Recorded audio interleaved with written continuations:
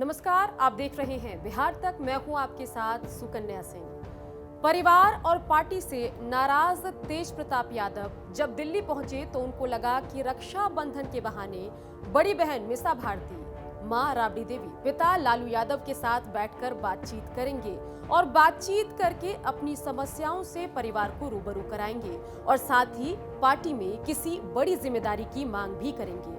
लेकिन तेज प्रताप रक्षाबंधन के मौके पर दिल्ली तो पहुंचे, लेकिन परिवार जो है लालू प्रसाद यादव का, वो तेज प्रताप को ज्यादा भाव देने के मूड में नहीं है।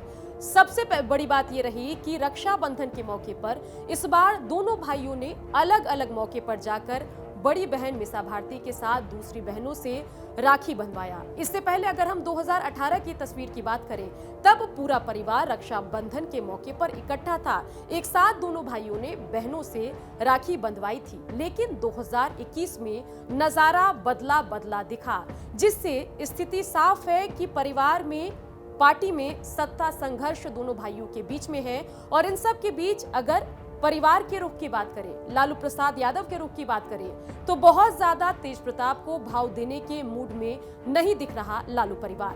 बता दें कि इशारों में तेज प्रताप यादव को समझा दिया गया कि अपनी ऊट पटांग हरकतों से वो तेजस्वी की संभावना को कम ना करें, साथ ही आरजेडी को नुकसान ना पहुंचाए। हम ऐसा क्यों कह रहे हैं कि तेज प्रताप को परिवार ज्यादा भाव देने के मूड में नहीं है, उसके लिए कुछ उदाहरण देखिए। लालू प्रसाद यादव जगदानंद प्रकरण से लेकर तेजस्वी और तेज प्रताप के अंतर विरोध के पूरे मामले पर कुछ भी कहने को तैयार नहीं है। साथ ही जब तेज प्रताप यादव ने पटना में तेजस्वी से मिलने का वक्त मांगा, बात करने की कोशिश की, तो तेजस्वी ने भी तेज प्रताप को ज्यादा भाव नहीं दिया। जब तेजस्वी दिल्ली निकल रहे थे तो चलते चलते तेज प्रताप को संस्कार याद दिलाया और साथ ही बहन रोहिणी आचार्य ने भी फेसबुक के अपने पोस्ट के माध्यम से संस्कारों का जिक्र करके तेज प्रताप को ही दोषी ठहराया। चलिए अब समझने की कोशिश करते हैं कि आखिर तेज प्रताप यादव की नाराजगी क्या है। बता दें कि तेज प्रताप यादव और तेजस्वी यादव में सत्ता को लेकर या वर्चस्व की बात अगर हम करें तो उसको लेकर लड़ाई चल रही है। तेज प्रताप यादव का एक फेसबुक प्रोफाइल है जो सेकंड लालू तेज प्रताप यादव के नाम से चलता है और इस पर कुछ लिखकर तेज प्रताप यादव ने अपनी मंशा जाहिर कर दी है। तेज प्रताप यादव ने यहां श्लोक के माध्यम से लिखा है कि कम से कम आधा हक दो और नहीं आधा हक तो कम से कम 5 गांव ही दे दो। और ये सब कहते हुए तेज प्रताप यादव ने महाभारत के काल का भी जिक्र किया है। बता दें कि इसी फेसबुक पेज के जरिए कई बार अपनी मांग रखते हैं तेज प्रताप यादव और दावा ये कहते हैं कि उनका ये फेसबुक पेज जो है वो उनके फैंस चला रहे हैं। लेकिन इसी पेज के जरिए कई बार लाइव आकर अपनी बात रखते तेज प्रताप यादव नजर आए। बता दें कि तेज प्रताप यादव तो ये मानते हुए अब दिख रहे हैं कि चलो अर्जुन तो तेजस्वी यादव है, लेकिन कम से कम श्री कृष्ण की भूमिका तो मुझे दीजिए, संगठन में कोई बड़ी जिम्मेदारी तो दीजिए और आगे चलकर आरजेडी में राष्ट्रीय अध्यक्ष का चयन भी होना है नवंबर के आसपास। और तेज प्रताप की चाहत है कि अभी से ही उस कवायद में जुट जाया जाए ताकि राष्ट्रीय अध्यक्ष पद की जिम्मेदारी आरजेडी में उनको मिल जाए। लेकिन विडंबना देखिए कि आरजेडी में तेज प्रताप यादव को अर्जुन की भूमिका तो नहीं ही मिली, साथ ही श्री कृष्ण की भूमिका देने को भी लालू प्रसाद यादव तेज प्रताप को तैयार नहीं है।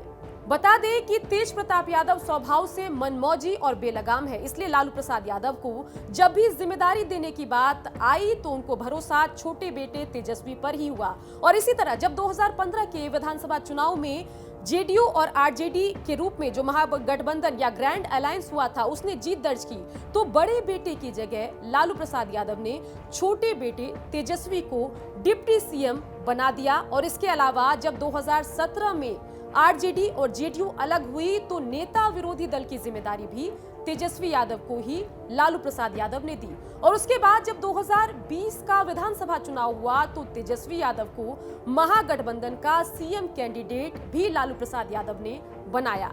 चलिए अब जानते हैं कि बड़े बेटे होने के बावजूद भी तेज प्रताप यादव पर लालू प्रसाद यादव को भरोसा क्यों नहीं है। बता दें कि तेज प्रताप यादव में तेजस्वी वाली गंभीरता नहीं है, वो ट्रेडिशनली नेताओं जैसा व्यवहार नहीं करते हैं, कभी शिव के रूप में नजर आते हैं तो कभी श्री कृष्ण का रूप धर लेते हैं। इसके अलावा कभी जिम में जो है जिम फ्रीक बन जाते हैं, कभी फिल्म में हीरो बनने का दावा करते हैं।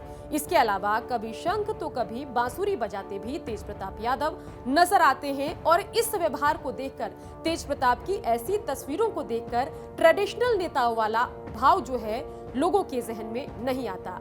बता दें कि अपनी इन हरकतों की वजह से पिछले कुछ सालों से लगातार तेज प्रताप यादव पार्टी को नुकसान पहुंचा रहे हैं। 2020 के नतीजों के बाद ऐसा लगा कि एक बार फिर से आरजेडी 1990 वाले अपने पुराने दौर में जा रही है, एक बार फिर से जीत का परचम लहरा रही है, बेहतर कर रही है चुनावी राजनीति में। लेकिन इसी बीच लगातार तेज प्रताप की गतिविधियों की वजह से आरजेडी को नुकसान हो रहा है।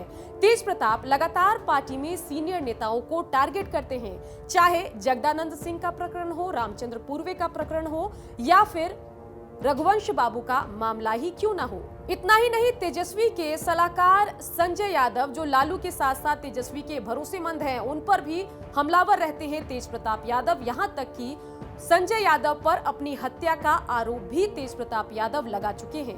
तेज प्रताप की इन गतिविधियों की वजह से एक और तो जहां विरोधियों को आरजेडी पर निशाना साधने का मौका मिल गया है, बैठे बिठाए एक मुद्दा मिल गया है, वहीं पार्टी और परिवार में जो वर्चस्व की लड़ाई है वो भी जगजाहिर हो गई है। इतना ही नहीं, 2019 के लोकसभा चुनाव में तेज प्रताप यादव ने अपनी ही पार्टी के उम्मीदवार के खिलाफ खुद अपना उम्मीदवार चुनावी मैदान में उतार दिया था और इस वजह से एक जीती हुई सीट हारनी पड़ी थी आरजेडी को।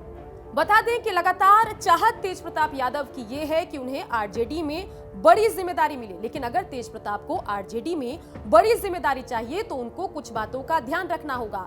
सबसे पहले उनको ये मानना होगा कि बेशक वो सेकंड लालू तेज प्रताप यादव नाम का पेज चलाते हैं, लेकिन आरजेडी में लालू के उत्तराधिकारी तो तेजस्वी यादव ही हैं। तेज प्रताप यादव को स्वीकारनी होगी तेजस्वी की अगुवाई, जीतना होगा पार्टी और परिवार का भरोसा, अपने अंदर गंभीरता लानी होगी, साथ ही संयम और अनुशासन भी सीखना होगा तेज प्रताप यादव को। जिस तरीके से लगातार पार्टी विरोधी गतिविधियों में जुटे हुए हैं तेज प्रताप यादव, तो इससे हम ये भी कह सकते हैं या अंदाजा लगा सकते हैं कि आरजेडी के इतर भी तेज प्रताप यादव के पास कुछ ऑप्शन है। तेज प्रताप यादव अलग पार्टी भी बना सकते हैं, साथ ही किसी दूसरी पार्टी के साथ भी हाथ मिला सकते हैं। बीजेपी की तरफ से भी तेज प्रताप यादव को साथ आने का ऑफर मिला है। अब देखना होगा कि दो विकल्प जो तेज प्रताप यादव के पास हैं, उनमें से एक है कि अपने व्यवहार को बदलकर आरजेडी में बने रहना, पार्टी का भरोसा जीतना, और दूसरा विकल्प ये है कि आरजेडी से इतर अपने लिए भविष्य तलाशना। देखना होगा कि आगे चलकर दोनों विकल्प में से तेज प्रताप यादव क्या विकल्प चुनते हैं। बिहार की खबरों के लिए आप देखते रहिए बिहार तक।